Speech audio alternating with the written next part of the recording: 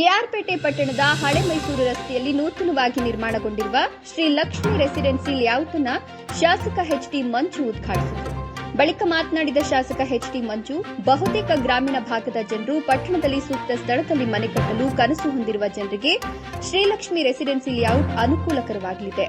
ನಗರದ ಹೃದಯ ಭಾಗದಲ್ಲಿ ಸುಸಜ್ಜಿತವಾಗಿ ವಿವಿಧ ಅಳತೆಯಲ್ಲಿ 50ಕ್ಕೂ ಹೆಚ್ಚು ಸೈಟ್ ಹೊಂದಿರುವ ಲೇಔಟ್ ವಿಸ್ತೀರ್ಣದ ರಸ್ತೆ, ಕುಡಿಯುವ ನೀರು, ವಿದ್ಯುತ್ ಸೇರಿದಂತೆ ಸಂಪೂರ್ಣ ಮೂಲಭೂತ ಸೌಕರ್ಯಗಳನ್ನು ಒಳಗೊಂಡಂತೆ ಸಿದ್ಧವಾಗಿದೆ.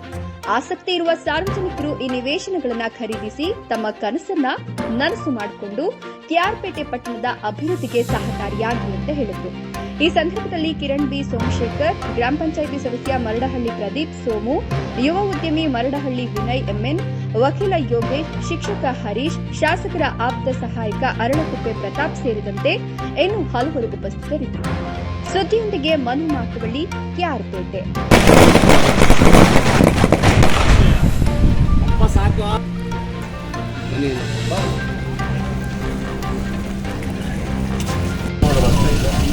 ಎಲ್ಲ ಸೌಕರ್ಯದಿಂದ ತುಂಬ ಚೆನ್ನಾಗಿ ಅಚ್ಚುಕಟ್ಟಾಗಿ ಮನೆ ನಿವೇಶನ ಖರ್ಚು ಮಾಡಬೇಕಂದ್ರೆ ಮನೆ ಬೇಕಾಗಿದೆ. ಆದಷ್ಟು ಉಪಯೋಗ ಪಡ್ಕೊಳ್ಳಿ ಅಂತ ನನ್ನ ತಾಲೂಕಿನ ನಾಗರಿಕ ಬಂದಿದೆ.